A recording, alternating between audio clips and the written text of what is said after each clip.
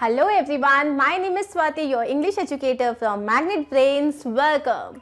Now in this video, we are going to start with the 5th chapter of our Honeysuckle book, class 6. And the name of the chapter is A Different Kind of School.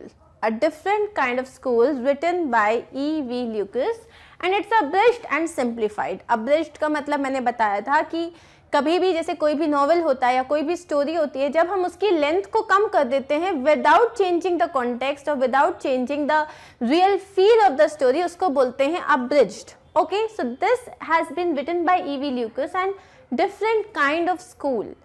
सो हमारा जो school होता है, mostly जो schools होते हैं वो कैसे होते हैं, where you go, you have around 6 और 7 लेक्चर्स, 7 और 8 पीरियड्स होते हैं. उसके बाद हम वो अटेंड करते हैं, उस बीच में हमें रिसेस मिलता है, एक शॉर्ट ब्रेक मिलता है और हम वापस आ जाते हैं. कुछ गवर्नमेंट स्कूल्स भी होते हैं जहाँ पे आपके पास आपके पास बहुत सारी फैसिलिटीज़ नहीं भी होती हैं और कहीं कहीं बहुत सारी फैसिलिटीज़ होती भी हैं. लेकिन ऐसा स्कूल जो कि आपको लाइफ की बेसिक वैल्यूज़ के बारे में बताता है, जो आपको एम्पैथेटिक होना सिखाता है, वो वाला स्कूल बहुत अलग ही होगा, राइट? सो अब हम ऐसे एक स्कूल के बारे में पढ़ने जा रहे हैं जो कि बच्चों को वो चीज़ें सिखाता है जो शायद हर स्कूल में नहीं सीख सकते हैं और नहीं सीख सकते हो, लेकिन लाइफ की वो वैल्यूज़ जो बहुत इंपॉर्टेंट होती हैं. सो इस स्कूल में, इस चैप्टर में हम एक ऐसे ही स्कूल के बारे में बात करने वाले हैं जो बच्चों को लाइफ की वो वैल्यूज़ सिखाता है जिससे वो आगे आने वाले टाइम में उनको लाइफ के जो छोटे छोटे प्लेजर्स होते हैं उनकी वैल्यू पता चल जाए. So let's start to understand a different kind of school this chapter. But before we read, what is there? Do you know these words? If you don't, find out their meanings.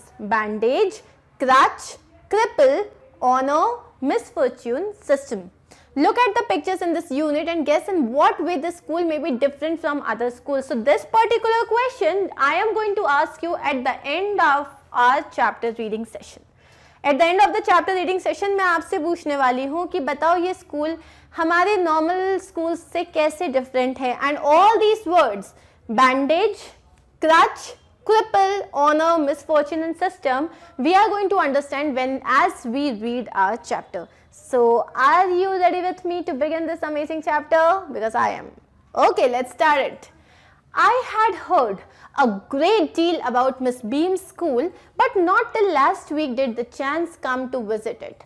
So यहाँ पे जो हमारी narrator हैं वो बोल रही हैं कि मैंने मिस बीम के कोई स्कूल है, कोई स्कूल है जिसकी जो प्रिंसिपल होंगी वो है मिस बीम, और उनके स्कूल के बारे में मैंने बहुत सुना था, लेकिन लास्ट वीक से पहले मुझे कभी चांस नहीं मिला कि मैं वहाँ पे जाऊँ और देखूँ कि इतना क्या डिफरेंट है वहाँ पे. When I arrived, there was no one in sight but a girl of about 12. तो जब मैं उस स्कूल में पहुंची तब मुझे मेरी नज़र में कोई नहीं दिखा. इनसाइट मतलब क्या होता है? इनसाइट का मतलब होता है टू बी सीन, मतलब मुझे वहाँ कोई नहीं दिखा, लेकिन बट अ गर्ल मतलब मुझे वैसे तो कोई नहीं दिखा सिवा एक लड़की के, but a girl of around 12 years. Her eyes were covered with a bandage and she was being led carefully between the flower beds by a little boy who was about 4 years younger. Her eyes were covered with a bandage. ये आपका first word है जो आपको पिछली sides में पूछा गया था.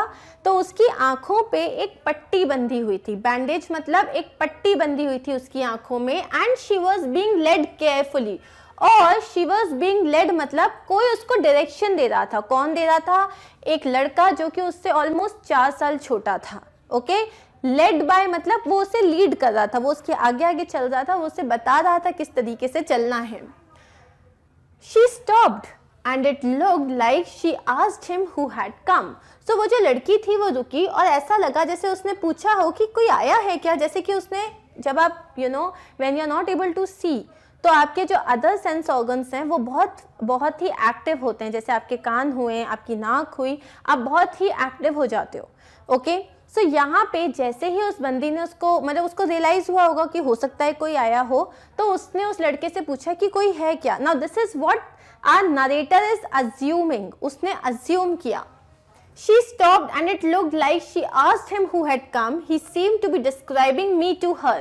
और ऐसा लग रहा था जैसे वो जो लड़का है वो मुझे डिस्क्राइब कर रहा हो, उसको मेरे बारे में बता रहा हो कि यार एक मैम आई हैं, वो ऐसी लग रही हैं, उन्होंने ये पहना हुआ है, उनकी इतनी हाइट है, तो वो उस तरीके से उसको डिस्क्राइब कर रहा था।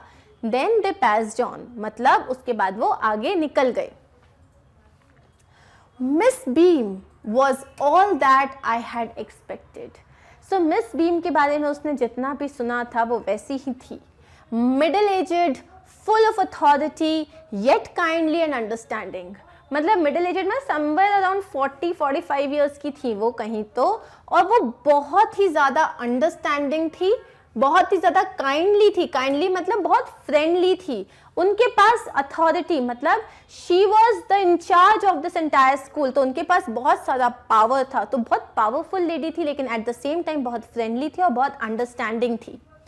हर hair was beginning to turn grey, तो अब क्या है, उनके जो बाल है अब वो सफ़ेद होने लग गए थे। यहाँ पे क्या हमें नरेटर क्या बताना चाहती है कि उनकी एज, वो हमें कैरेक्टर डिस्क्रिप्शन दे रही है उसके फिजिकल एट्रीब्यूट्स के बारे में कि वो कैसी दिखती थी। And she had the kind of plump figure that is likely to be comforting to a homesick child. और वो बहुत ज़्यादा पतली दुबली नहीं थी, वो हल्की सी, मोटी नहीं कहेंगे उन्हें। प्लम्प का मतलब क्या होता है, a bit fat, plump pleasantly fat, मतलब जो थी वो गोलू मोलू सी थी, यू नो, जो गोलू मोलू जिसमें जाके, अब यहाँ पे वो क्या बोल रहा है, that is likely to be comforting to a homesick child. मतलब जैसे कि वो बच्चे जो होते हैं, जब आप गोलू मोलू से होते हो तो जाते हैं आपके ऊपर जाम करते हैं, आपको, आपके गाल बड़े भरे भरे से होते हैं, तो वो वैसी थी, जो कि बहुत, उनको देख के वो काफ़ी कंफर्टिंग सी लग रही थी, और उनको देख के ये फील आ रहा था कि मतलब उनके पास कोई भी बच्चा कितना खुश होगा। I asked her some questions about her teaching methods, which I had heard was simple. मैंने उनसे पूछा, अब एक तरीके से ये इंटरव्यू लेने गई हैं, जिन्होंने पूछा कि आपके यहाँ पे किस तरीके से पढ़ाई होती है, क्योंकि what she knew was कि उनके टीचिंग मेथड्स बहुत ही सिंपल हैं। No more than is needed to help them to learn how to do things. उसने बोला हम ज़्यादा नहीं पढ़ाते, हम उतना ही पढ़ाते हैं जिससे उन्हें ये समझ में आ जाए कि जैसे कि simple spelling, okay, no more than is needed to help them to learn how to do things. चीज़ों को किस तरीके से करना है उसके लिए जितनी पढ़ाई की ज़रूरत होती है बस हम उतना ही उन्हें समझाते हैं, जैसे कि simple spelling, adding, subtracting, multiplying and writing. These are the things जो हम उनको बेसिकली पढ़ाते हैं। The rest is done by reading to them and by interesting talks. और बाकी की जो भी पढ़ाई होती है वो हम उनको रीड करते हैं, प्लस उनको इंटरेस्टिंग तरीके से चीज़ें बताते हैं और उन्हें समझ में आ जाता है। During which they have to sit still and keep their hands quiet. और जब ये लेक्चर्स चल रहे होते हैं जहाँ पे आपको टीचर कुछ बहुत इंटरेस्टिंग तरीके से समझा रही है, प्रैक्टिकली कोई नॉलेज दे रही है, उस वक्त उनको चुपचाप बैठना है, और ये नहीं कि हाथ से इसको मार रहे हैं, उसको मार रहे हैं, इससे खेल रहे हैं, उसे तोड़ रहे हैं, नहीं, हाथ भी आपके स्टिल ही रहने चाहिए। There are practically no other lessons. उसने बोला इसके अलावा कोई और लेसन्स हम नहीं देते हैं।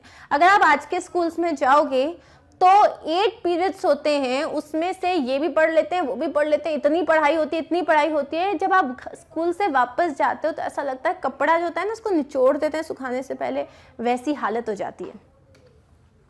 The real aim of this school is not so much to teach thought as to teach thoughtfulness, kindness to others and being responsible citizens। उसने बोला मेरे जो स्कूल है, ठीक है, हम मिस बीम के बारे में बात कर रहे हैं, उन्होंने क्या बताया कि जो मेरा जो स्कूल है उसका रियल एम क्या है, एम मतलब गोल, कि वो अल्टीमेटली क्या अचीव करना चाहता है। तो मेरा जो गोल है वो क्या है इस स्कूल का, is not so much to teach thought, उनको विचार नहीं देने, उन्हें थॉट्स नहीं देने हैं, लेकिन उन्हें थॉटफुलनेस सिखाना है। What is thoughtfulness? थॉटफुलनेस का मतलब होता है जब आपको दूसरों की ज़रूरत समझ में आने लग जाए, that you are so much thoughtful about the needs of others. Kindness सिखाना है उनको, क्योंकि आप बहुत इंटेलिजेंट हो, बहुत आपने पढ़ लिख लिया, एकदम डॉक्टर बन गए, इंजीनियर बन गए, लेकिन अगर आपके अंदर काइंडनेस नहीं है तो क्या एक आप रिस्पॉन्सिबल सिटीजन हो? अगर आपके अंदर काइंडनेस नहीं है तो क्या वाकई आप एक अच्छे ह्यूमन बीइंग हो? And being responsible citizens, responsible मतलब जिन्हें अपनी ड्यूटीज़ पता है कि अगर मैं एक सिटीज़न हूँ, अगर मैं इंडिया का एक सिटीज़न हूँ, अगर मैं इस शहर में रहता हूँ तो मेरी रिस्पॉन्सिबिलिटीज़ क्या हैं, ये हम उनको सिखाते हैं। Look out of the window a minute will you, उसने बोला एक बार खिड़की से झांक के देखो, तो उसके बाद I went to the window which overlooked a large garden and a playground at the back. What do you see? Miss Beam asked. तो उसने बोला कि एक बार जाके खिड़की से बाहर झांक के देखो. तो जब वो गई खिड़की से बाहर झांकने के लिए तो उसने क्या देखा? एक बहुत विच ओवरलुक्ड, ओके, मतलब विच ओवरलुक्ड मतलब आप सही तरीके से नहीं देख पा रहे हो, लेकिन एक बहुत बड़ा गार्डन है और पीछे एक बहुत बड़ा प्लेग्राउंड है. तो उसने पूछा तुम्हें क्या दिख रहा है? अब वो क्या बोली? I see some very beautiful grounds and a lot of jolly children. उसने बोला कि मुझे एक बहुत ब्यूटीफुल सा ग्राउंड दिख रहा है और मुझे बहुत सारे हैप्पी स्टूडेंट्स दिख रहे हैं, चिल्ड्रन दिख रहे हैं. It pains me though to see that they are not so also healthy and active looking. बोलती है लेकिन मुझे it pains me का मतलब मैं बहुत तकलीफ फील कर रही हूँ ये सोच के कि ये सब जो है बहुत प्रॉपरली हेल्दी नहीं है. To see that they are not all so healthy and active looking. मतलब मुझे बहुत दुख हो रहा है ये देख के कि वो सब बहुत ज़्यादा हेल्दी और एक्टिव नहीं है. When I came in, I saw one poor little girl being led about. तो उसने क्या बोला? जब मैं अंदर आ रही थी तब मैंने देखा एक बेचारी छोटी सी लड़की थी जो कि अंधी थी और उसको आगे एक लड़का जो था उसको आगे का रास्ता दिखा रहा था.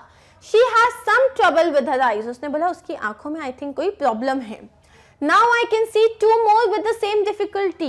उसने बोला कि अभी जब मैं नीचे देख रही हूँ तो मैं देख रही हूँ कि दो और बच्चे हैं जिनकी आंखों पे पट्टी बंधी है और शायद उन लोगों को सही तरीके से दिख नहीं रहा है. And there is a girl with a crutch watching the others at play. और देखो वो एक और लड़की है बेचारी, उसने क्रच मतलब जब आप सही तरीके से नहीं चल पाते हो तो आप एक बैसाखी, एक लकड़ी का जो एक डंडा जैसा होता है जिसको आप अपने शोल्डर्स की हेल्प से पकड़ते हो so that you can walk. ठीक है, क्रच का मतलब क्या होता है? A long stick with a cross piece at the top used as a support under the armpit by a person with an injury or disability. So आपको बैसाखी पता होगा कि जो वो इस तरीके से दिखती है, कुछ आपके ये जो है इस तरीके से रहती है, वो आपके आर्मपिट्स के इधर पे आप रख के अपने with the help of your hands आप मूव करते हो अगर आपके पैर में कोई भी प्रॉब्लम होती है. तो उसने बोला देखो अब एक और लड़की है बेचारी, उसको क्रच की ज़रूरत पड़ रही है एंड वो दूसरे लोगों को खेलते हुए देख रही है. While others at play मतलब while others are playing. She seems to be a hopeless cripple. She seems to be a hopeless cripple. Hopeless का मतलब क्या होता है? बेचारी, जिसके पास कोई होप नहीं है. और cripple का मतलब क्या होता है? लंगड़ा या कोई ऐसा जो वॉक नहीं कर सकता.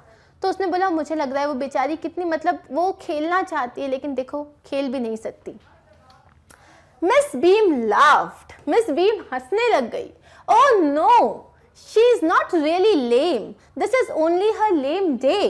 उन्होंने क्या कहा? अरे नहीं नहीं, ऐसा कुछ नहीं कि वो चल नहीं सकती, वो लेम नहीं है. लेम का मतलब जो चल नहीं सकता सही तरीके से, जिसके पैर में कोई डिसेबिलिटी है. उसने बोला नहीं नहीं, वो चल सकती है, आज सिर्फ उसका लेम डे है. लेम day? The others are not blind either. It is only their blind day. और वो जो बाकी आपको लग रहा है कि वो लोग ब्लाइंड है, वो ब्लाइंड नहीं है, आज उनका ब्लाइंड डे है. I must have looked very surprised for she laughed again. तो जो हमारी नरेटर थी जैसे उसने बताया नहीं वो लोग ब्लाइंड नहीं, आज तो उनका ब्लाइंड डे है, तो नरेटर बहुत सरप्राइज हो गई. तो उसका सरप्राइज, उसका फेस देख के मिस बीम फिर से हंसने लग गई. फिर उन्होंने एक्सप्लेन किया this is a very important part of our system. उसने बोला हमारे स्कूल का ये एक सबसे इम्पॉर्टेंट लेसन है जो हम देते हैं to make our children appreciate and understand misfortune. पता है हमारे पास सब कुछ है, हमारे पास पेरेंट्स हैं, हमारे पास एक अच्छा घर है, हमारे पास खाने के लिए है, लेकिन ऐसे बहुत सारे लोग हैं जो उतने फॉर्चुनेट नहीं हैं, राइट. लेकिन हम क्या होता है, मुझे ये नहीं खाना, अरे मुझे ये नहीं करना, हम खाना छोड़ देते हैं. हम टिफ़िन जो है स्कूल तक लेके जाते हैं, वापस आ जाते हैं, समोसे वमोसे खा लेते हैं, उसको वैसे ही लेके आ जाते हैं. हमने कितने सारे बच्चे जिन्होंने दूध को सिंक में डाल दिया होगा, लेकिन ऐसे बच्चों के बारे में सोचा जिन्हें ये मिलता ही नहीं है, जिन्होंने दूध सोचा ही नहीं है क्योंकि वो एक्सपेंसिव होता है. सो हम कितने फॉर्चुनेट हैं और हम कितने लकी हैं, लेकिन ये हम जानते ही नहीं हैं. हमारे पास, हम कंप्लेन करते रहते हैं मेरे पास प्ले स्टेशन नहीं है, मेरे पास ये वाला गेम नहीं है, मेरे पास, हम आउट ऑफ स्टेशन क्यों नहीं जा रहे हैं, हम अब्रॉड क्यों नहीं जा रहे हैं. हम कंप्लेन कर सकते हैं, but have you ever realise that हमारे पास हाथ हैं, हमारे पास आँखें हैं, हमारे कान सही से काम कर रहे हैं, हमारे पैर सही से काम कर रहे हैं, तो हम कितने फॉर्चुनेट हैं। तो इस स्कूल में जो सबसे इम्पॉर्टेंट लेसन दिया जाता है, उन्हें ये बताया जाता है कि भाई तुम अप्रिशिएट करो, मतलब you should be thankful and you should be grateful to understand कि हमारे पास सारी चीज़ें हैं, and they should also be able to understand misfortune. और उन्हें ये भी पता होना चाहिए कि जो लोग उतने लकी नहीं हैं उनका पेन कैसा होता है। We make them share in misfortune too, तो हम उन्हें वो मिसफॉर्च्यून की भी फीलिंग दिलाते हैं, ताकि आप जैसे अगर मैं हूँ और मैंने कभी मैं तो मेरे पास आंखें हैं, मैं देख सकती हूँ, तो क्या मैं किसी ब्लाइंड इंसान का दर्द प्रॉपर्ली समझ पाऊंगी? शायद उतने हद तक नहीं, लेकिन अगर मेरे साथ वो चीज़ बीते तो हाँ मैं तब समझ पाऊंगी कि कितना मुश्किल होता है, right. Each term every child has one blind day, one lame day, one deaf day, one injured day and one dumb day. तो उसने क्या बताया? To make our children understand what is misfortune and to appreciate what they already have. मतलब जो उनके पास है उसकी grateful, उसके लिए थैंकफुल होना, और जो लोग ऐसे मिसफॉर्च्यून से गुजर रहे हैं उनका पेन समझने के लिए हमारे हर टर्म में हर बच्चे के लिए एक ब्लाइंड डे होता है जिसमें वो अंधे हो जाते हैं, एक लेम डे होता है जिसमें उनको प्रॉपर्ली चलते नहीं होता, एक डेफ डे होता है जिसमें वो सुन नहीं सकते, एक इंजर्ड डे होता है जिसमें उन्हें किसी चीज़ से चोट आई हुई हो, और एक डम्ब डे होता है जिसमें वो बोल नहीं सकते। During the blind day, their eyes are bandaged, absolutely, and they are on their honor not to peep. मतलब जब ब्लाइंड डे होता है तब उनकी आंखों पे जोर से पट्टी बांधी जाती है, और उसके बाद उनके ऊपर उतना भरोसा किया जाता है, they would not peep, मतलब वो चोरी से देखेंगे नहीं। The bandage is put on overnight so they wake blind. और ये जो बैंडेज होती है ये रात भर लगी रहती है, ताकि जब आप सुबह उठो तब आपको कुछ नहीं दिखे, क्योंकि आप सुबह उठे, आपने सब देख लिया, और फिर जब आपके आंखों में बैंडेज बंधेगी तो आप वो वाली फीलिंग के साथ नहीं समझ पाओगे। इसलिए रात भर उनकी आंखों में पट्टी बांधी जाती है, ताकि अगले दिन जब वो सुबह उठे तब they would wake up as a blind person. This means that they need help with everything. उसका मतलब उन्हें वॉशरूम जाना है, उन्हें हाथ धोना है, उन्हें ब्रश करना है, उन्हें हर चीज़ के लिए मदद चाहिए रहेगी। Other children are given the duty of helping them and leading them about. बाकी के जो बच्चे होते हैं वो उनके लिए उनको असाइन किया जाता है कि तुम्हें इनकी हेल्प करना है, तुम्हें इन्हें लीड करना है, मतलब तुम्हें इन्हें बताना है कि इधर मत जाओ या इधर जाओ, उनको हेल्प करना है। They all learn so much this way, both the blind and the helpers. और इससे इन्हें इतना कुछ सीखने को मिलता है, सिर्फ वो नहीं जिसका ब्लाइंड डे है, बट इवन वो जो उसको हेल्प कर रहा है, दोनों को बहुत कुछ सीखने को मिलता है। There is no mystery about it, Miss Beam continued. Everyone is very kind and it is really something of a game. Before the day is over though, even the most thoughtless child realizes what misfortune is. उसने बोला इसमें कोई misery नहीं है, मतलब इसमें कोई बहुत ज़्यादा डिस्कम्फर्ट नहीं है, बहुत ज़्यादा प्रॉब्लम नहीं है। उन्होंने क्या बोला कि everyone is very kind, सारे बच्चे बहुत काइंड हैं, और ये it's a kind of game for them. लेकिन जब तक आपका वो दिन ख़त्म होता है, जैसे आपका लेम डे है या ब्लाइंड डे या हर्ट डे है, जब तक वो डे ख़त्म होता है तो even the most thankless child, जिसको लाइफ में कोई मतलब ही नहीं है, जो कि बहुत ही मे बी उसका एटीट्यूड ऐसा है कि उसको तो सब मिला हुआ है, उसको कोई फ़र्क नहीं पड़ता, इवन वैसा जो बच्चा होता है उसके अंदर फीलिंग्स डेवलप हो जाती हैं, वो थॉटफुल होने लग जाता है। The blind day is of course really the worst, but some of the children tell me that the dumb day is the most difficult. Blind day जो है वो बहुत मुश्किल होता है, because you cannot see anything, right? आप पूरा totally दूसरे के ऊपर डिपेंडेंट हो कि भाई कैसे जाना है, कहाँ जाना है। लेकिन मेरे स्टूडेंट्स ने मुझे ये बताया है कि डम्ब डे तो सबसे ज़्यादा मुश्किल होता है। क्यों? क्योंकि तुम्हें कोई कुछ कह रहा है लेकिन तुम अपना मुंह नहीं खोल सकते। We cannot bandage the children's mouths, so they really have to exercise their willpower.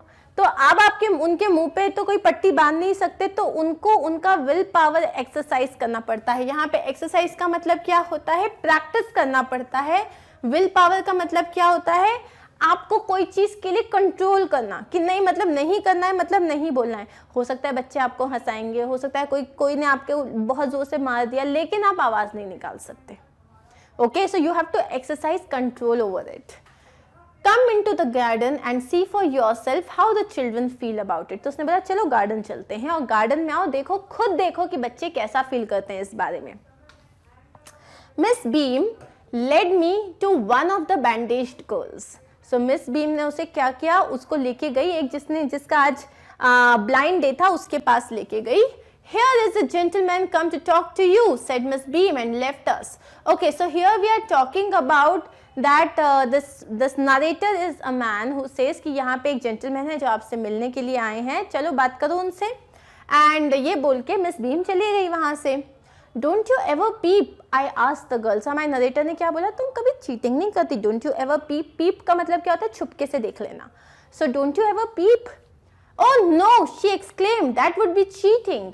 But I had no idea it was so awful to be blind. उसने बोला no, कभी नहीं, वो तो चीटिंग होगी, बट मुझे बिल्कुल आइडिया नहीं था कि ब्लाइंड होना इतना awful होता है। awful का मतलब इतना बैड होता है, इतना डिस्गस्टिंग होता है।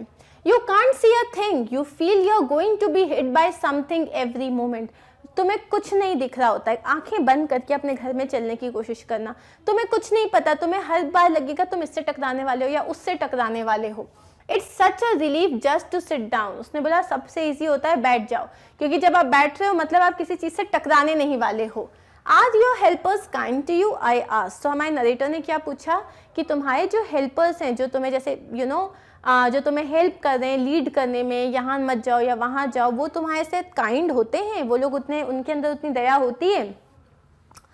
Fairly but they are not as careful as I shall be when it is my turn. उन्होंने बोला या दे आर ओके, लेकिन ये लोग उतने केयरफुल नहीं है, अगर मैं अब नेक्स्ट टाइम किसी की हेल्प करूंगी तो मैं ज्यादा केयरफुल होंगी। Those that have been blind already are the best helpers. उसने क्या बताया, जो लोग का ऑलरेडी ब्लाइंड डे हो चुका है वो बेस्ट हेल्पर्स होते हैं। वो बेस्ट हेल्पर्स क्यों होते हैं, क्योंकि वो उस पेन के थ्रू गुजर चुके हैं, क्योंकि उन्हें पता है how it is to be a blind, and that is why they are able to understand the pain much better than those who haven't had their blind day.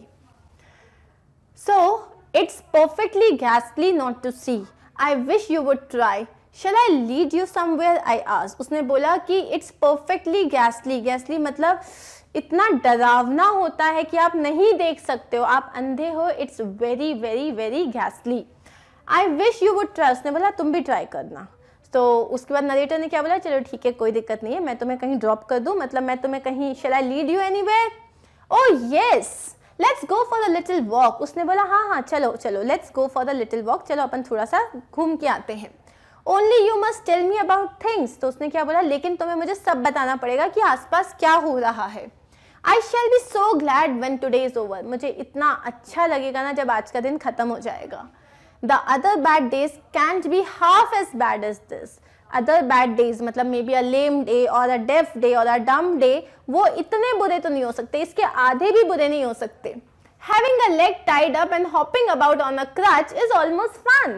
अब वो ये लोग बच्चे हैं तो वो क्या बोल रही है, जब हमारा क्रिपल डे होता है, लेम डे जब होता है, तो वो क्या करते हैं, एक पैर को बांध देते हैं, ठीक है। सो आपको अब एक ही पैर पे एक क्रश दे दिया, बैसाखी दे दी, अब आपको अपने एक ही पैर के थ्रू हॉप कर करके चलना है। तो व्हाट इज शी सेइंग कि वो उसमें बड़ा मजा आता है, वो तो गेम जैसा लगता है। Having an arm tied up is a bit more troublesome. लेकिन जैसे मान लो हर्ट डे है, तो आपका मान लो कि आपके हाथ में फ्रैक्चर हो गया, तो आपका जब हाथ टाइड अप होता है तो बोलती है तो प्रॉब्लम होती है। ट्रबलसम होता है, ट्रबलसम मतलब प्रॉब्लमेटिक होता है। क्यों प्रॉब्लमेटिक होता है, क्योंकि you can not eat without help, आप सामने वाले की हेल्प के बिना खा ही नहीं सकते। And think like that, you बहुत सारी चीजें होती है जिसमें आपको दोनों हाथों की जरूरत पड़ती है। तो सोचो आपका राइट हैंड पूरा जो है वो लॉक हो गया, अब आप कैसे काम करोगे, लिखोगे कैसे, खाओगे कैसे, बातें कैसे करोगे, बातें तो कर लोगे लेकिन बाकी के काम कैसे करोगे। So you are again dependent on someone. I don't think I will mind being deaf for a day. उसने बोला मुझे लगता है कि सुनाई नहीं दे रहा ये सबसे अच्छा है, मतलब कोई कुछ बोलता है और आपको सुनाई ही नहीं दे रहा। At least not much, मुझे लगता है वो इतना मुश्किल नहीं होगा। But being blind is so frightening. लेकिन ये अंधा रहना is very frightening, मतलब बहुत डरावनी बात है ये तो। My head aches all the time just from worrying that I'll get hurt. मेरा पूरे टाइम सर दुखता है सिर्फ ये सोच के कि मैं अभी गिर जाऊंगी या तब गिर जाऊंगी या मैं किसी चीज से टकरा जाऊंगी। Where are we now? फिर वो क्या बोलती है, अच्छा बताओ कि अभी हम कहाँ पे हैं। तो हमारी नरेटर क्या बताती है in the playground. I said, we are walking towards the house. So उसने बोला अभी हम प्लेग्राउंड में हैं, अभी हम एक घर की तरफ जा रहे हैं. Miss Beam is walking up and down the garden with a tall girl. उसने बोला मिस बीम जो है वो कोई बहुत लंबी सी लड़की है, उसके साथ इधर उधर जा रही है. What's the girl wearing? उस बच्ची ने क्या पूछा? अरे अच्छा, उसने क्या पहना है बताओ? My little friend asked, a blue cotton skirt and a pink blouse. उसने क्या बताया? उसने एक blue cotton skirt पहना है और एक pink blouse पहना है. I think it's Millie. She said, what color is her hair? Very light. Oh yes, that's Millie. तो अब वो guess कर रही है कि अच्छा उसने ये कपड़े पहने, अरे ये तो मिली होगी. अच्छा बताओ उसके बाल कैसे कलर के हैं? उसने बोला बहुत ही लाइट है. बोले यस यस, ये तो पक्का मिली है. She is the head girl. उसने बोला ये हमारी स्कूल की हेड गर्ल है. नाउ हमारे नरेटर ने उसको नेक्स्ट चीज क्या बताई? There is an old man tying up roses. एक ओल्ड मैन है जो रोज के जो प्लांट्स हैं उनको टाई अप कर रहा है. Oh yes, that's Peter, he is the gardener. वो पीटर है, वो हमारे इधर का माली है. he is hundreds of years old. उसने क्या बोला? अरे वो तो बहुत ही बूढ़ा है, वो तो hundreds of years old है. And here comes a girl with curly red hair. अब उसने नरेटर ने क्या बताया कि अब यहाँ पे एक लड़की आ रही है जिसके curly red hair हैं. She is on crutches. और वो crutches पे मतलब उसका lame day है. That's Anita, she said. उसने क्या बोला? अरे उसका नाम तो अनीता है. And so we walked on. Gradually I discovered that I was 10 times more thoughtful than I ever thought I could be. फिर हम चलने लग गए और धीरे धीरे मैंने क्या रियलाइज़ किया कि जब मैं यहाँ पे आया था तब मेरे अंदर जितने थॉट्स थे, मैं जितना दूसरों को समझ सकता था, उनके पेन्स को समझ सकता था, जितना मैं थॉटफुल था, अब मैं उससे 10 टाइम्स ज़्यादा थॉटफुल हूँ. I also realized that if I had to describe people and things to someone else, it made them more interesting to me. I also realized कि अगर मुझे if I had to describe people and things to someone, मतलब अगर जैसे उसने अब उस blind girl को सब बताया कि एक लड़की है, उसने ये पहना है, उसके बाल ऐसे हैं, उसका स्किन का कलर ऐसा है, तो ये बहुत ज़्यादा इंटरेस्टिंग था उसके लिए. When I finally had to leave, जब उसको अब वापस घर जाना था, I told Miss Beam that I was very sorry to go. उसने क्या बोला कि मुझे बहुत बुरा लग रहा है यहाँ से जाते हुए, मेरा मन है कि मैं यहाँ और रुक जाऊँ.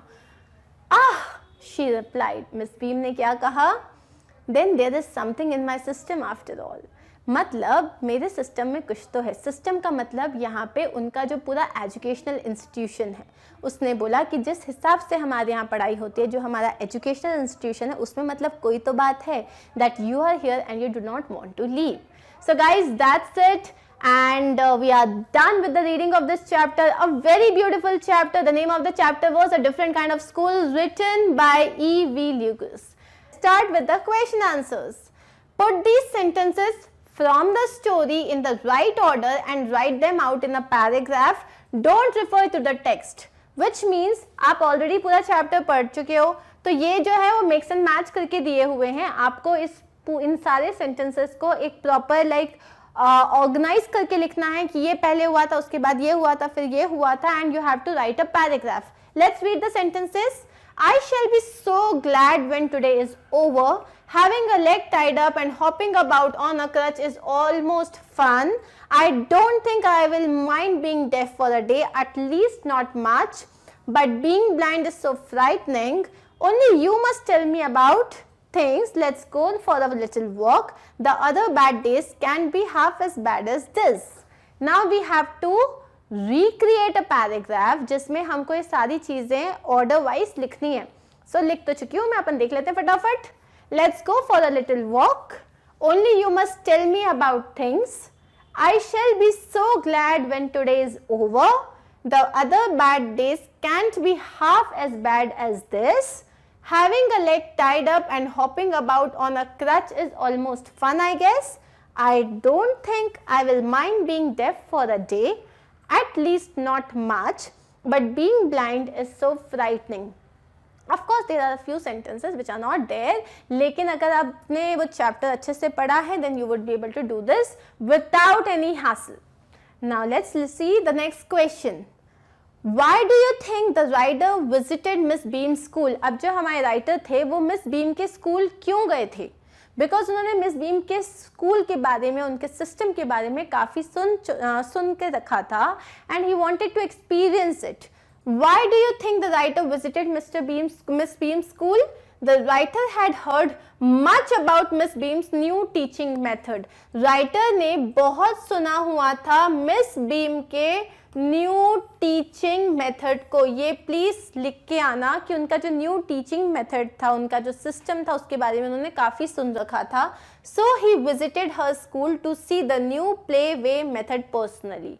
सो इसलिए क्या किया, वो उनके स्कूल को उन्होंने विजिट किया टू अंडरस्टैंड जो नया उनका प्ले वे मेथड था. प्ले वे मेथड का मतलब क्या होता है, जो खेल कूद में वो उन्हें काफ़ी कुछ सिखा रही थी, right, thoughtfulness and being kind and inspiring others. तो ये सारी चीज़ें वो खेल कूद के थ्रू सिखा रही थी, उसको प्ले वे मेथड कहते हैं.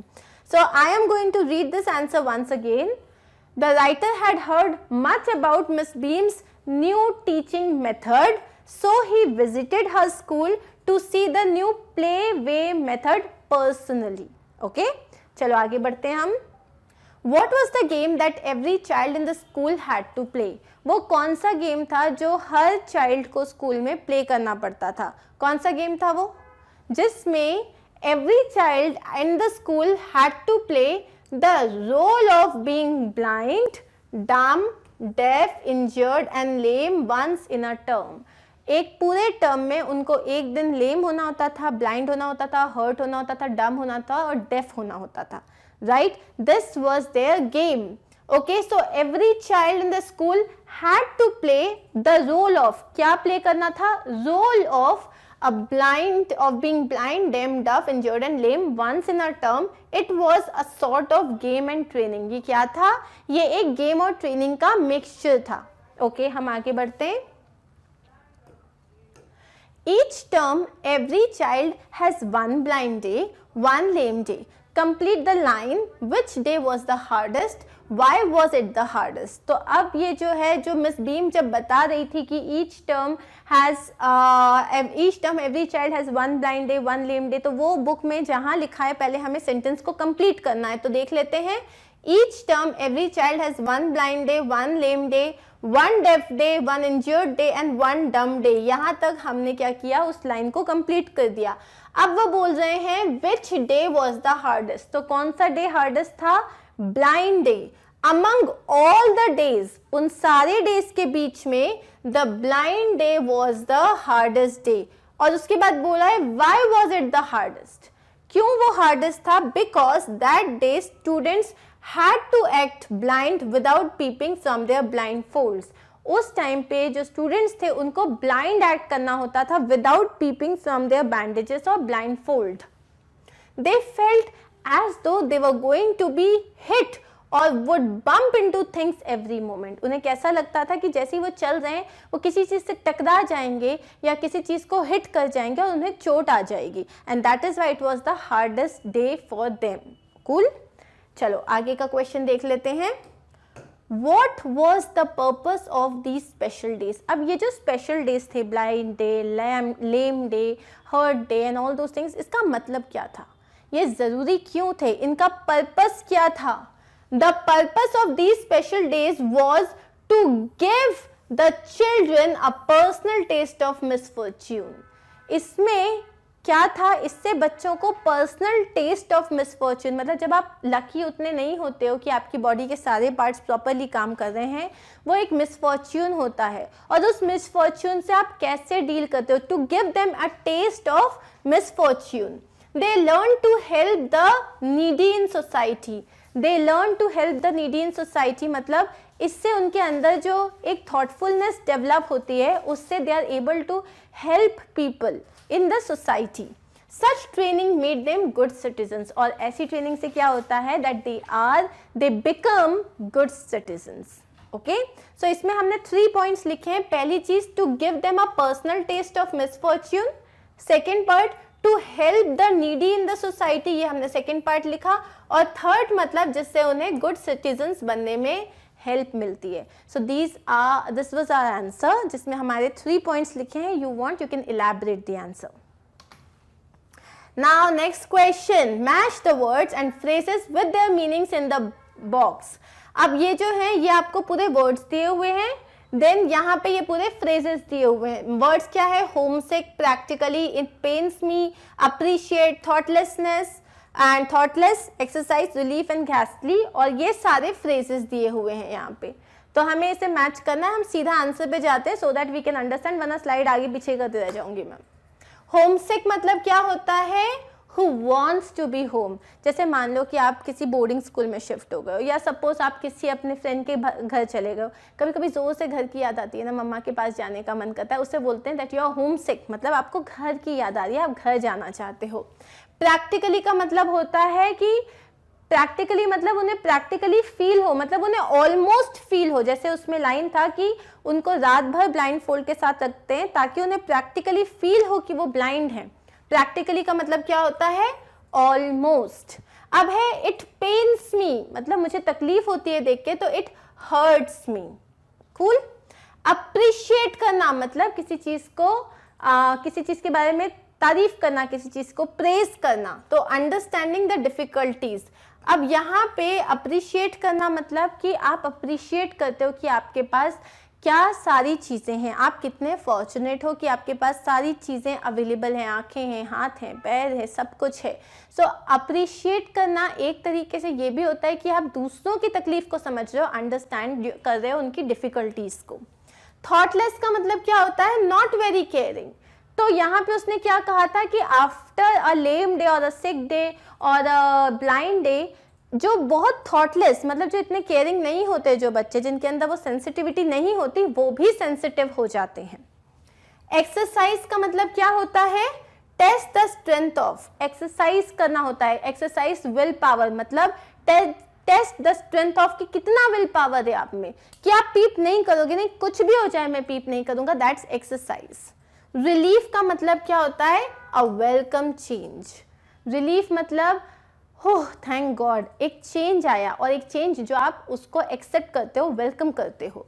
Last is गैसली। गैसली मतलब डरावना, which is terrible, terrible, terrible, right.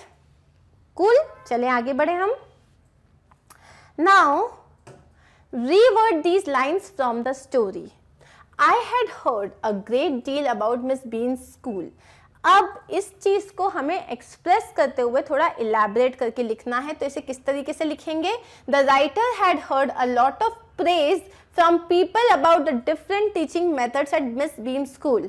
I had heard a great deal about Miss Beam school का मतलब क्या है? उसने काफी प्रेज सुना था about the different teaching methods of Miss Beam school. Okay, so इस तरीके से हमें जो सारे सेंटेंसेस दिए हैं उनको रीवर्ड मतलब रीफ्रेज करके लिखना है properly. Miss Beam was all that I had expected, middle-aged, full of authority. So Miss Beam was all that I had expected मतलब the writer found Miss Beam as a middle-aged woman with full of authority as she had expected her to be. Writer को वैसा ही लगा था कि वो ऐसी ही कुछ होगी. So she was a middle-aged woman and she was full of authority. This is what the writer had expected. I went to the window which overlooked a large garden. Okay, so which overlooked a large garden मतलब वो देख ही नहीं पा रही थी, समा नहीं रहा था, वो इतना बड़ा गार्डन था। The writer looked out of the window and saw a large garden. Writer ने बाहर देखा विंडो के, और क्या देखा उसने? कि बहुत बड़ा गार्डन है। We cannot bandage the children's mouths, so they really have to exercise their willpower. इसका मतलब क्या है? The children had to use their will power to keep quiet. इसका सिंपल सा मतलब है चिल्ड्रन को, क्योंकि उनके मुंह को आप बांध नहीं सकते, so they had to exercise their will power to keep quiet. Now next question is given below is a page from a dictionary, look at it carefully. And अब आपके बुक में एक डिक्शनरी का पेज दिया हुआ है जो मैंने यहाँ पे शो नहीं किया है। डिक्शनरी का पेज, उसमें ना you have to find a word जिसका मतलब सेम होता है एज घासली and write down the word and its two meanings. ठीक है, सो वो कौन सा वर्ड है जिसका मतलब इज सेम एज घासली? So the word is terrible. The word is terrible. Terrible के दो और मीनिंग क्या होते हैं? कॉजिंग फियर और very bad. The word is terrible which means causing fear और वेरी बैड। सेकेंड वर्ड कौन सा अपन को निकालना है? Synonym, find a word meaning a part of the school year. A part of the school year को बोलते हैं term. A part of the school year, तो first term, second term, third term होता है, तो वो स्कूल का एक पार्ट होता है। टर्म का मतलब क्या होता है? A fixed length of time, a part of the school year. A fixed length of time, a part of the school year. Next क्या है? अब हमें कौन से वर्ड का मतलब निकालना है? Find a word that means examination. Examination, so examination word है आपके इसमें जो दिया हुआ है वो है टेस्ट। टेस्ट का मतलब क्या होता है? To look at something to see if it is correct और will work properly to ask someone questions. So आप टेस्ट कर रहे हो, तो जैसे क्या होता है, जैसे कि मैंने मशीन ठीक कर दी, इसको टेस्ट कर लेते हैं, मतलब ये देखने के लिए कि वो कहीं सही से चल रही है या नहीं। एक और टेस्ट का मतलब होता है कि किसी से क्वेश्चंस करना, जैसे हमारे स्कूल में हमारी टीचर्स हमसे क्वेश्चन करती हैं। Next is now make a list of all the words on the page that begin with TERR। तो अब आपके डिक्शनरी का जो पेज दिया है उसमें बहुत सारे वर्ड्स दिए हैं जो कि TERR से स्टार्ट होते हैं। सो हम उसका आंसर देख लेते हैं। Terrace, terrible, terribly, territory, terrified, terror और टेरेन। अब नेक्स्ट है you have to make 5 words that may follow the last word on the page that. मतलब जो डैट के बाद के 5 वर्ड्स निकालने हैं, तो show, given, after, bring, such and before. So this is a very simple exercise guys, you don't have to worry about it at all. Write down your own meaning of the word thank, then write down the meaning given in the dictionary. अब thank का मतलब क्या होता है? किसी को thank you बोलना, right? आप ग्रैटिट्यूड शो कर रहे हो, तो जो आपको वर्ड पता है, आपको जो मीनिंग बताया पहले वो लिखो, फिर डिक्शनरी का मीनिंग लिखो। तो मीनिंग बेसिकली क्या है? To express gratitude to someone for help और सर्विस और show kindness. That's it, and we are done with our chapter. So guys, here we are done with our chapter. In our next video, we are going to start with the poem, and till that time, you have to make sure that you go through each and every question properly. Chapter को वापस पढ़ना, अगर question समझ में नहीं आए तो कोई डाउट होता है तो मुझसे पूछ लेना, बिंदास आपकी हेल्प करने के लिए I am always ready. And today we are going to discuss a very interesting topic. What is the topic? अच्छा, you all have some or the other favorite teachers, right? जैसे कि मैग्नेट ब्रेन्स के favourite teacher कौन है? Digraj sir, Prince sir, चांदी ma'am, etcetera etcetera etcetera. सो इन लोगों की life कैसी होती होगी? ये लोग कैसे रहते होंगे? ये लोग कहाँ जाते होंगे? ये लोग क्या करते होंगे? ये लोग पार्टी करते हैं क्या? ये लोग डांस करते हैं? और जब हमें हमारे फेवरेट टीचर्स कुछ करते हुए दिख जाते हैं तो हमें लगता है ओ वाह, टीचर्स को देख के लगता है कभी ये भी कुछ गलत भी करते होंगे, कभी ये लोग कुछ मिस्चीवियस भी करते होंगे। तो टीचर्स क्या हैं? टीचर्स हमारे लिए हमेशा से परफेक्ट एग्जाम्पल्स होते हैं। ऐसा लगता है टीचर्स हर काम सही ही करते होंगे और टीचर्स कितने अमेजिंग है, हमारे लिए रोल मॉडल हो जाते हैं वो। हमें लगता है अगर टीचर होना तो एकदम ऐसा होना चाहिए और मुझे भी बड़े होकर ऐसा बनना है, मुझे इनके जैसे इंग्लिश बोलनी है, मुझे इनके जैसा नॉलेजेबल होना है, मुझे इनके जैसा बिंदास होना है। और टीचर कोई भी हो सकता है, right? It is not necessary कि टीचर एक एजुकेशनल इंस्टीट्यूशन में ही हो, जो भी आपको कुछ सिखाता है वो आपका टीचर होता है। लेकिन स्पेशली जब हम छोटे होते हैं तो हमारी जो फेवरेट मिस होती है, हमारी फेवरेट जो टीचर होती है, हमें उनके बारे में जानने का कितना मन करता है। ऐसा लगता है कि ये लोग कार्टून गेम्स देखते होंगे क्या? अच्छा, ये लोग भी कभी कभी गंदी मतलब ऐसे ना लिटर इधर उधर फेंक देते होंगे क्या? सो यस, जो छोटे बच्चे होते हैं स्पेशली, उनके अंदर इतने सारे क्वेश्चंस होते हैं बिकॉज वो लोग अपने फेवरेट टीचर्स के बड़े बड़े फैन होते हैं, राइट? सो ऐसी ही एक पोएम हम पढ़ने जा रहे हैं जिसमें हम एक बच्चे के थॉट्स के बारे में पढ़ेंगे कि उसको अपनी टीचर्स के बारे में कितनी सारी क्यूरियोसिटी है। आप लोग को भी होगी ना? कौन सी टीचर के बारे में क्या जानना है मुझे लिख के बताना। लेट्स सी कितने इंटरेस्टिंग क्वेश्चंस होते हैं। So here guys, we are about to start a poem with the name is where do all the teachers गो।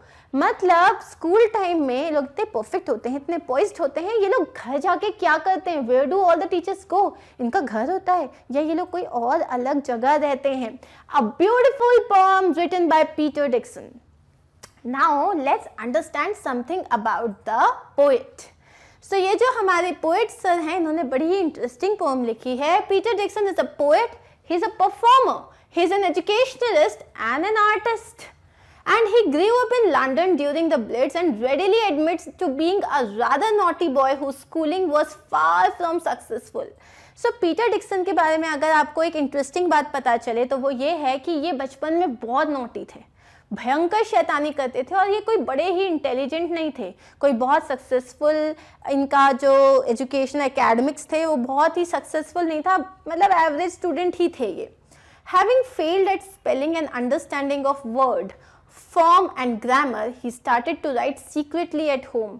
इनको बचपन में प्रॉब्लम्स थी, इनको स्पेलिंग्स याद नहीं होती थी, इनको ग्रामर नहीं आता था, इनको वर्ड्स प्रोनाउंस करते नहीं आता था, तो ये घर में चुपके चुपके लिखते थे। Drawing and writing of things largely ignored bye schools. और ये क्या करते थे, घर में लिखते थे, घर में ड्रॉ करते थे, और घर में जो है ये पिक्चर्स और इमेजेस क्रिएट करते थे, जो कि बाकी लोगों को पता नहीं चलता था। और आज की डेट में हम इनकी लिखी हुई एक पोम पढ़ रहे हैं विच इज़ वेरी इंटरेस्टिंग। सो इनका भी जो वो पूरा सक्सेसफुल जो एक सफ़र है इनका, जिसमें he started his journey right from being a dumb student, I should say, to a very bright writer, a performer, an artist. Yes guys, so let's start with this poem because it's amazing. Now the introduction of the poem, this poem speaks about a child's love and curiosity for his or her teacher. आपके जो favourite teacher होते हैं उनके लिए आपका प्यार, आपकी curiosity के बारे में है this entire poem. Teachers are just next to super beings for children. उनको लगता है टीचर मतलब परफेक्ट। कभी मम्मा पापा से जाके पूछना, नहीं मेरी टीचर ने तो यही बोला है वही सही होता है। मम्मा पापा बोले नहीं भाई गलत है, गलती हो गई होगी उनकी। मेरी टीचर से गलती हो ही नहीं सकती, मेरी टीचर एकदम परफेक्ट है, सुपर ह्यूमन है वो। They can't imagine that teachers are also ordinary human beings. वो इमेजिन ही नहीं कर पाते कि जो टीचर्स हैं वो ऑर्डिनरी ह्यूमन बींग्स हैं, जैसे बाकी लोग होते हैं वो भी वैसे ही होंगे। उनको लगता है उनकी लाइफ कैसी होगी, मेरी टीचर डांस करती है, मेरी टीचर पेंट करती है, मेरी टीचर को गुस्सा आया था, मेरी टीचर ने पिटाई कर दी किसी की, ऐसा तो हो ही नहीं सकता, मेरी टीचर तो कितनी काइंड है और वो कितनी फ्रेंडली है। तो ऐसी बहुत सारी चीज़ों के साथ let's begin our poem. Where do all the teachers go when it's 4 o'clock? Do they live in houses and do they wash their socks? So the poet is saying where do all the teachers go when it's 4 o'clock? मतलब 4 o'clock में उनका school ख़त्म हो जाता है। So जब उनका school ख़त्म हो जाता है उसके बाद ये कहाँ जाती हैं? Do they live in houses? ये लोग घरों में रहते हैं या ये लोग स्कूल में ही रहते हैं? ये लोग कहाँ रहते हैं? And do they wash their socks? Now this means क्या वो भी वैसे ही सारे काम करते हैं जैसे जनरली हम करते हैं कि वो घर जाती हैं, घर के काम करती हैं। So do they wash their socks? Do they wear pajamas? And do they watch TV? Do they pick their noses? The same as you and me. तो क्या जो टीचर्स होती है जब घर जाने के बाद वो भी जैसे यूजुअली टीचर्स क्या होती हैं, दे आर वेयरिंग सूट्स और साड़ीज। सो क्या टीचर्स जो हैं वो घर जाके भी एकदम ऐसे पॉइज्ड इतने से साड़ी पहन के रहती हैं, या ये घर जाके मस्त जैसे अपन लोग पजामाज पहन लेते हैं वैसे पजामाज पहन लेती है? Do they watch TV? या घर जाके भी ये पढ़ती रहती होंगी या पढ़ाती रहती होंगी? तो ये लोग टीवी देखते हैं क्या, मस्ती करते हैं क्या ये लोग? And do they pick their noses? You, तो जैसे हम लोग अपनी नोज पिक करते हैं मतलब नाक में उंगली डालना अच्छी, सो जैसे हम करते हैं क्या ये लोग भी वैसे करते होंगे? The same as you and me, जैसे हम करते हैं वैसे टीचर्स भी करते होंगे क्या? Do they live with other people? Have they mums and dads? And were they ever children and were they ever bad? मतलब जैसे हम अपनी फैमिली के साथ रहते हैं, टीचर्स की भी फैमिली होती होगी, टीचर्स के भी मम्मा पापा होंगे, टीचर्स को भी मम्मा गुस्सा करती होंगी क्या? टीचर्स जो हैं वो हमेशा कब से टीचर्स ही थे या कभी छोटे बच्चे भी थे?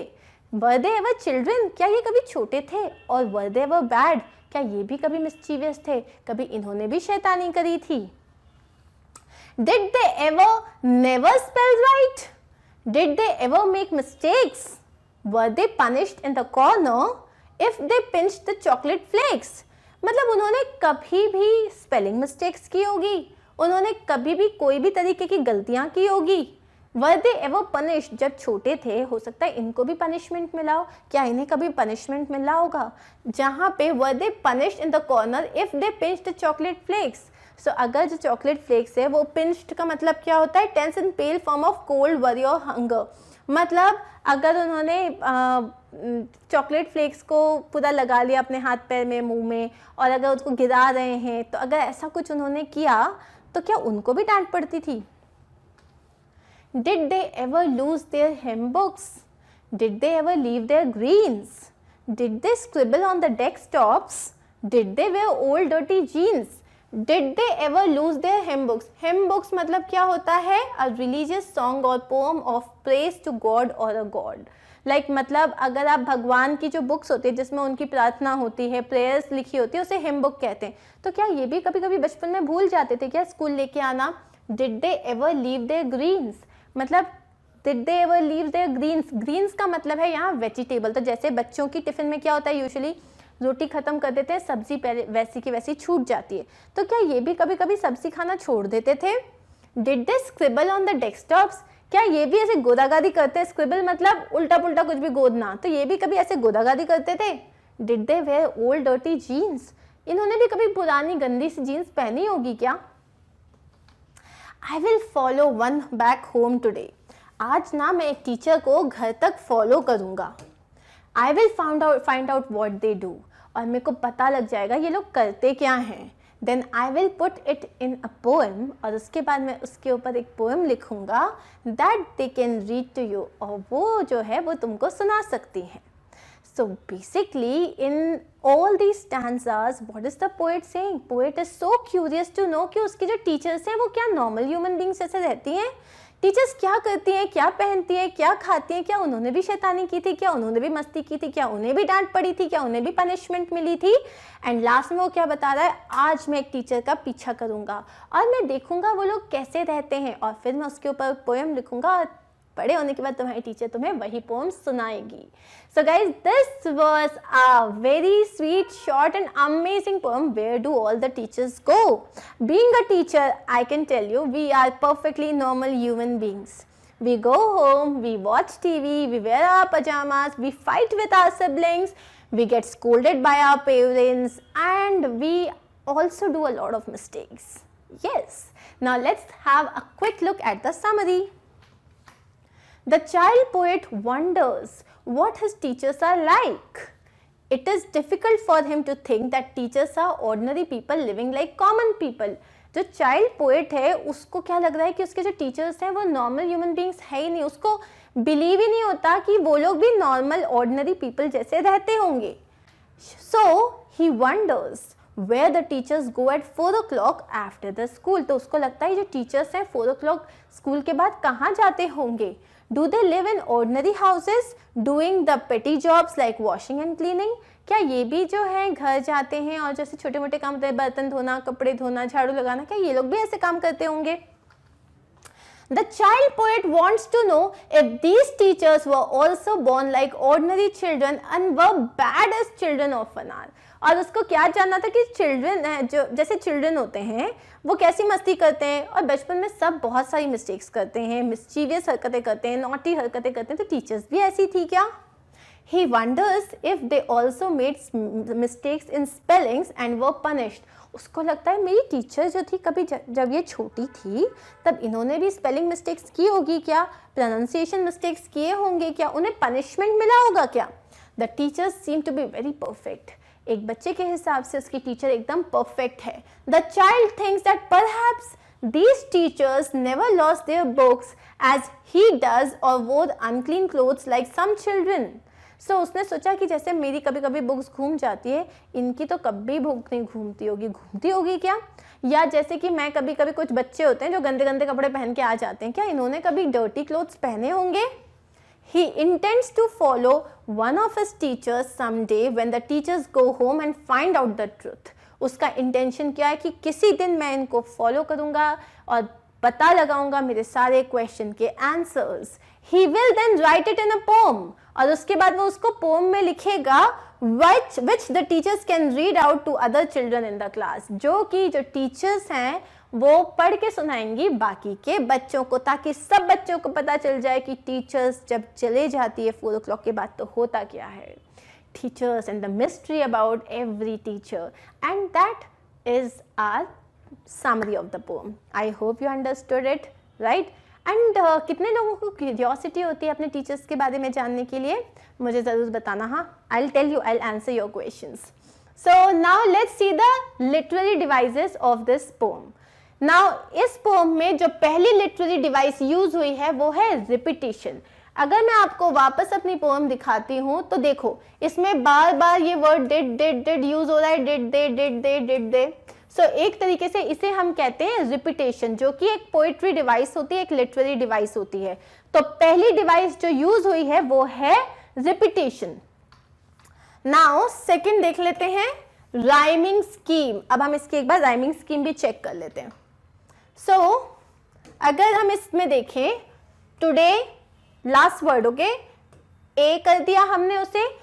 राइमिंग स्कीम कैसे देखते हैं मैंने हर बार बताया है, मैं एक बार और फटाफट एक्सप्लेन कर देती हूँ कि जब भी हमारी जो पोम होती है उसमें हम अपनी फर्स्ट लाइन के लास्ट वर्ड को देखते हैं और उसको हम मार्क कर देते हैं ए ही मार्क करते हैं। फिर हम सेकेंड लाइन के लास्ट वर्ड को देखते हैं डू और टुडे, क्या ये मैच हो रहा है? ये मैच नहीं हो रहा है तो हम इसे मार्क कर देंगे बी। इसके बाद हम देखेंगे थर्ड लाइन के लास्ट लेटर को पोम। अब ये जो पोम हो रहा है ये मैच कर रहा है क्या किसी से? टुडे डू पोम यू नहीं मैच कर रहा तो ये हो जाएगा सी। और यू किससे मैच कर रहा है? डू से, डू एंड यू, सो ये हो गया बी। अब हम इसके पहले वाले स्टैंजा को देख लेते हैं।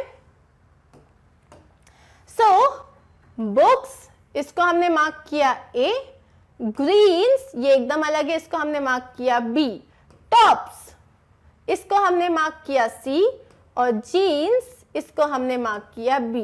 देखो बुक्स एंड टॉप्स ये दोनों सेम साउंड नहीं कर रहे हैं, तो क्या है ए बी सी बी, ये हो गया हमारा rhyming scheme.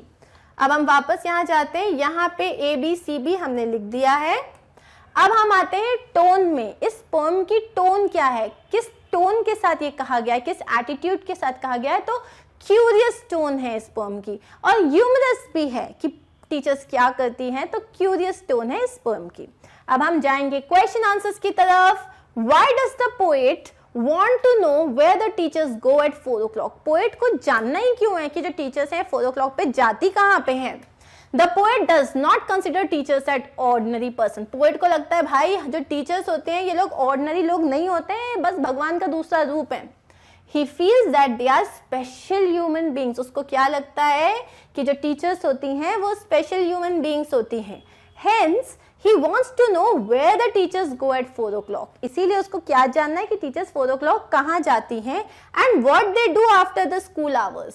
And what they do after the school hours. और school hours के बाद वो क्या करती हैं।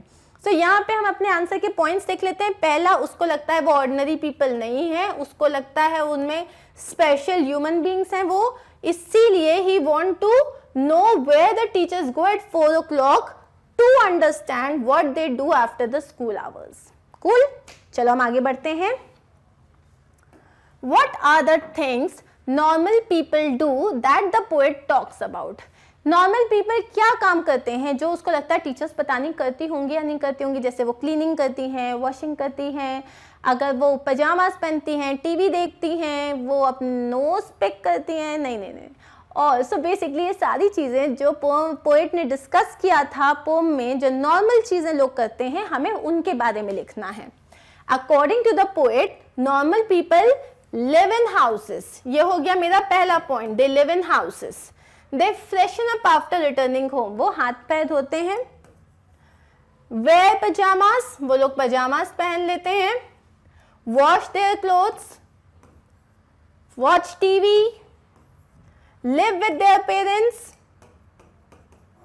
make mistakes, lose books, get punished, scribble on their desk, wear old dirty jeans and linen, etc.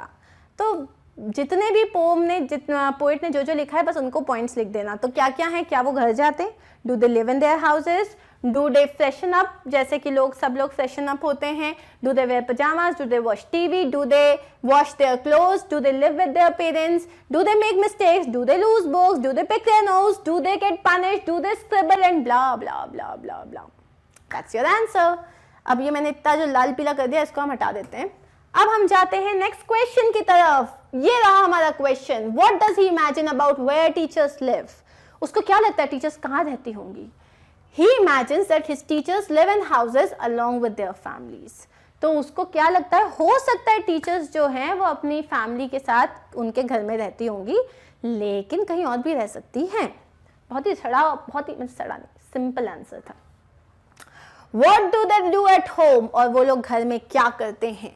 They wash their socks, wear pajamas at home, pick on their noses and even watch TV. This is what he thinks.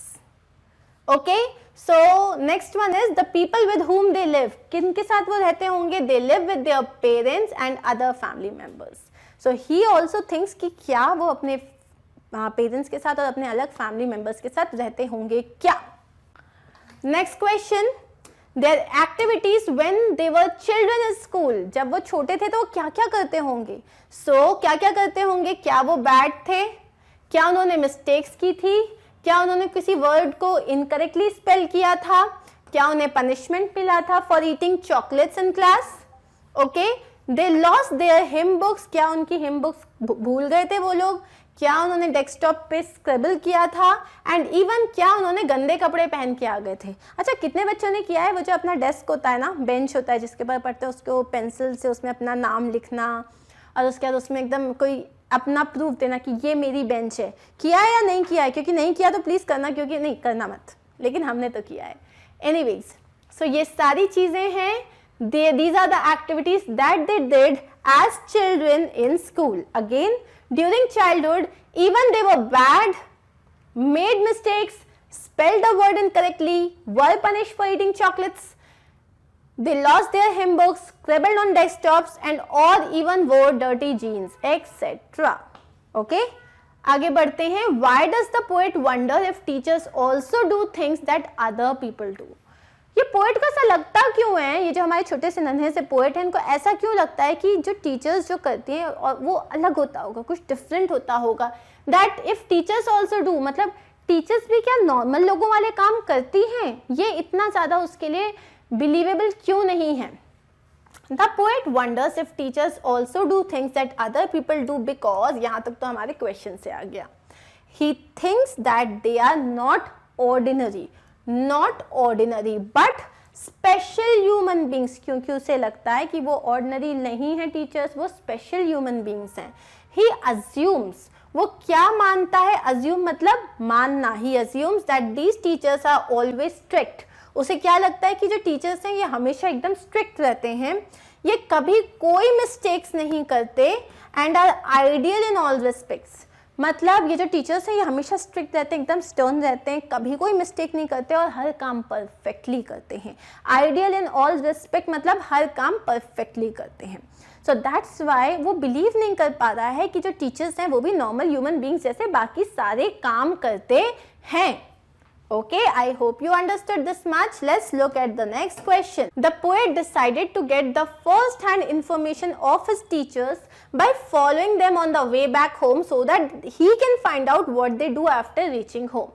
So poet ने क्या decide किया? उसे first-hand information मिलेगी. First-hand information मतलब जब आप खुद से कुछ find out करते हो तो वो first-hand, और जब किसी और को बताते हो तो उसको आपकी तरफ से information मिल रही है तो उसको second-hand information मिल रही है.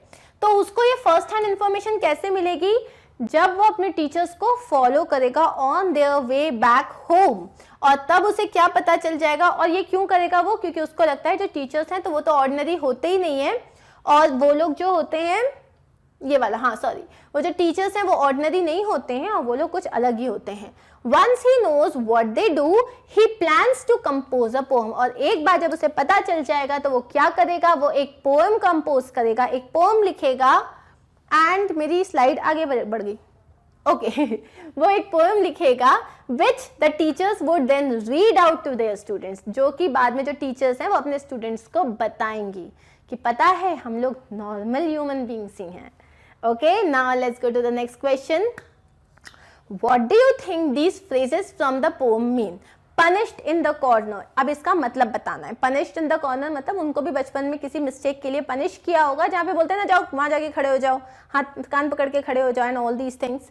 So punished in the corner मतलब this phrase means getting caught for a misdeed in class. Getting caught for a misdeed मतलब कोई गलती करी आपने, उसके लिए आप पकड़े गए हो. Misdeed मतलब कोई गलती करी जिसके लिए आप पकड़े गए हो. And made to stand in the corner of the classroom as a punishment. और आपके साथ क्या हुआ, आपको क्लास के एक कॉर्नर में खड़ा कर दिया एज पनिशमेंट। तो ये क्या होता है, this is the meaning of punished in the corner. Next है leave their greens. Some children leave cooked green vegetables uneaten or throw them into the dustbin. The phrase leave their greens in the poem means that teachers eat green vegetables and do not throw them away. So, do they leave their greens का मतलब इसमें क्या है, मैंने जैसे pome में बताया था कि जैसे हम सब्जी छोड़ देते हैं, सब्जी को हम वेजिटेबल्स को ग्रीन्स कहते हैं। सो जैसे हम अपने स्कूल में जाते हैं तो कभी फेंक देते हैं, कभी नहीं खाते हैं, स्पेशली करेला होता तो मैं भी नहीं खाती। सो अगर ऐसा छोड़ देते तो क्या टीचर्स भी छोड़ देती हैं, या टीचर्स हमेशा प्रॉपरली फिनिश करके घर जाती हैं। So that is the meaning, some children leave cooked green vegetable uneaten और throw them into the dustbin. The phrase leave their greens in the poem means that the teachers eat green vegetables and do not throw them away or they leave them. So now let's start with the multiple choice questions. The school was different because ये school different क्यों था? Because children scored good marks, क्योंकि बच्चों के अच्छे marks आते थे। Because children were better behaved, क्योंकि बच्चों के अंदर बहुत ज़्यादा अच्छे मैनर्स थे, वो बहुत अच्छे से बिहेव करते थे। Children were taught to be thoughtful, बच्चों को thoughtful होना सिखाया जाता था, मतलब कि उनके अंदर जो है कंपैशन हो, काइंडनेस हो, उनको सोचने पे मजबूर किया जाता था। एंड चिल्ड्रन वर रनिंग, या बच्चे भागते रहते थे इसलिए अच्छा स्कूल था। द आंसर इज बच्चों को थॉटफुल होना सिखाया जाता था, उनके अंदर सिंपैथी और एम्पैथी डेवलप की जाती थी, इसीलिए it was a different school. What was the aim of the school? इस स्कूल का मकसद क्या था? टू टीच द 3 R's या to make the children responsible citizens. वो चाहते थे कि बच्चे जो है हमारे देश के एक बहुत ही रिस्पॉन्सिबल नागरिक बने।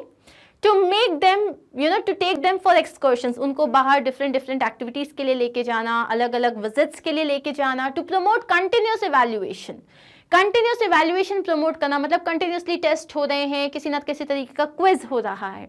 इस स्कूल का एम था उन्हें एक अच्छा ह्यूमन बीइंग बनाना, एक अच्छा सिटीजन बनाना। The answer is B, Miss Beam. अब मिस बीम कैसी थी? बहुत ही अथॉरिटेटिव, मतलब अपनी ही चलाती थी और बहुत ज़्यादा ईगोस्टिक थी, या बहुत काइंड और ब्यूटीफुल थी, या काइंड और अंडरस्टैंडिंग थी, एंड या एक सक्सेसफुल लेडी थी। मिस बीम जो थी वो बहुत ही ज़्यादा दयालु थी, काइंड थी, प्लस वो अंडरस्टैंडिंग थी, मतलब वो समझती थी।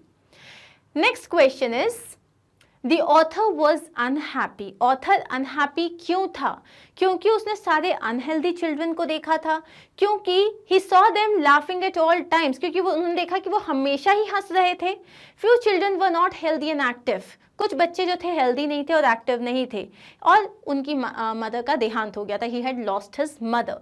So वो क्यों दुखी थे? The answer is क्योंकि कुछ बच्चों को उन्होंने देखा जो अनहेल्दी थे और वो एक्टिव नहीं थे। Children were made to share the misfortune of others. बच्चों को दूसरों का पेन समझने के लिए वो उस मिसफॉर्च्यून को शेयर करवाते थे, उनसे गार्डन क्लीन करवाते थे, उनसे बहुत ज़्यादा एक्सरसाइज करवाते थे, या उनसे बोलते थे एग्जाम दो। क्या होता था वहाँ पे? वो किसी दिन ब्लाइंड होता था, किसी दिन डेफ डे होता था, किसी दिन डम्ब डे होता था, किसी दिन आपको जो है मतलब हैंडीकैप डे होता था, तो उनको दूसरों की तकलीफ समझ में आती थी। So it was like they were able to understand the misfortune of others. The normal children are bandaged overnight. जो नॉर्मल चिल्ड्रन होते थे उनकी आंखों पे रात में पट्टी बांधी जाती थी। क्यों बांधी जाती थी? So that they wake up as blind, ताकि जब वो सुबह उठे तब वो एक ब्लाइंड इंसान की तरह उठें। To make them use to it, ताकि उनको आदत हो जाए ब्लाइंड होने की।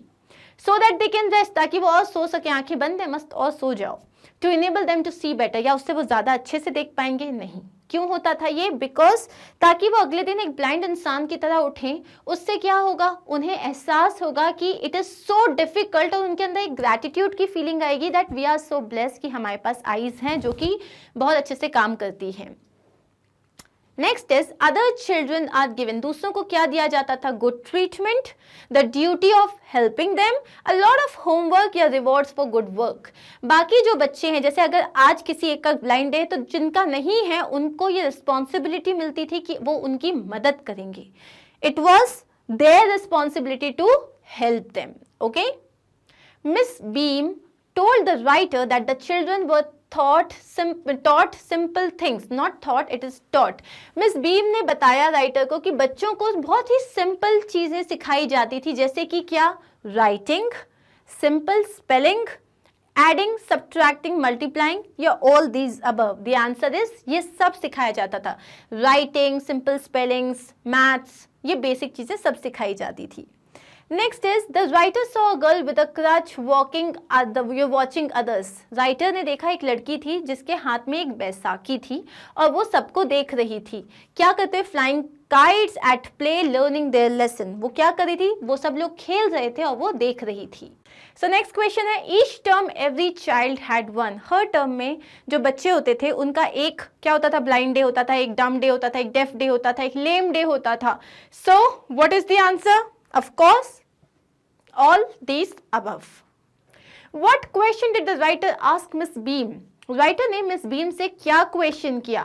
About the teachers in her school, about her teaching methods, या about her students? उन्होंने पूछा था किसके बारे में, उनके teaching methodologies के बारे में, कि वो किस तरीके से पढ़ाया करते थे. So that is answer number B. Who said this line? A leg tied up and hopping about on a crutch is almost fun. ये किसने कहा था कि जब आपका एक पैर जो बांध दिया जाता है, फिर आपको एक बैसाखी दी जाती है, and then when you are jumping like hopping around, और आप वॉक कर रहे हो, तो इट्स ऑलमोस्ट फन. ये कहा था उस लड़की ने जिसका पैर बांध दिया गया था, a girl. Who said this? A girl. Miss Beam said there is no dash about it. Miss Beam ने क्या कहा था, इस बारे में कोई, there is no misery about it. उन्होंने कहा था हर किसी को पता होना चाहिए दूसरों का pain. So the answer is there is no misery about it. What was the important part of Miss Beam system of teaching? Miss Beam का जो तरीका था पढ़ाने का, उसका important part क्या था? To make children appreciate and understand misfortune.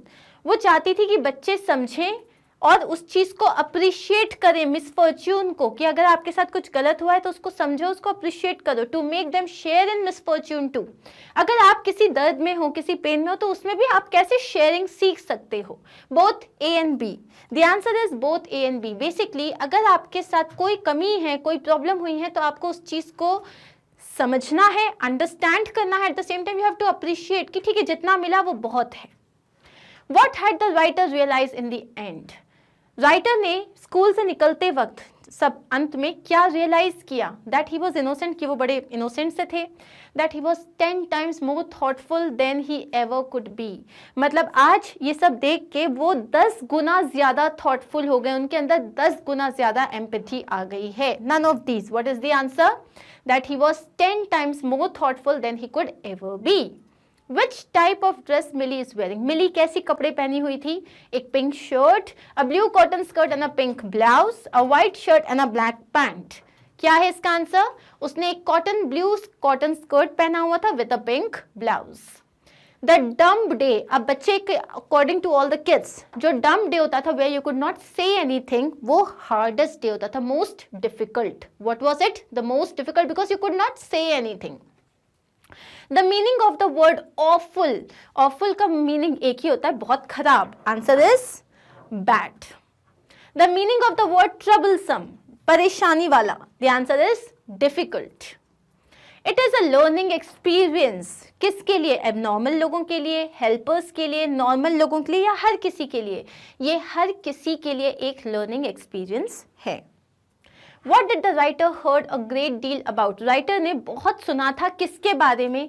Miss beam के गार्डन के बारे में, उनके घर के बारे में, या उनके स्कूल के बारे में? किसके बारे में? Of course the answer is miss beam के स्कूल के बारे में. What did the writer see first of all when he arrived in the school? जैसे ही वो स्कूल के अंदर एंटर कर रहे थे तो उन्होंने क्या देखा? एक लड़की जो कि ब्लाइंड थी, एक डेफ गर्ल, या एक गार्डनर. जैसे ही उन्होंने एंटर किया तब देखा था कि एक ब्लाइंड लड़की को देखा था उन्होंने, a blind girl. A little boy was leading the blind girl between the rooms, trees या flower beds. एक छोटा सा लड़का था जो उस लड़की को flower beds के पास से लेके जा रहा था. Answer is flower beds. The age of the girl. उस लड़की की एज कितनी होगी? 10, 12 या 9? The answer is 12.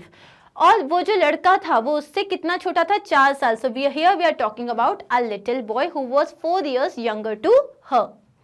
Which game did the children used to play in Miss Beam's school? Miss Beam के स्कूल में बच्चे कौन सा गेम खेला करते थे? कभी ब्लाइंड होने का, कभी डेफ होने का, कभी डम्ब होने का। तो आंसर क्या हो जाएगा? All of the above. The childrens eyes were bandaged, बच्चों की आंखों पे पट्टी कब बांधी जाती थी? जब वो ब्लाइंड खेल रहे होते थे। Next is whose hair was beginning to turn grey, किसके बाल अब सफेद होने लग गए थे? हम बात कर रहे हैं यहाँ पे मिस बीम के। Who is the writer of this chapter? The writer is E.V. Lucas. Miss Beam कैसी थी? एक मिडिल एजेड वुमन थी, full of authority, kind and understanding, all of the above. वो all of the above, she was a middle aged woman, बहुत kind और understanding थी, और उनमें बहुत अथॉरिटी भी थी, मतलब उनके अंदर काफी स्ट्रेंथ थी।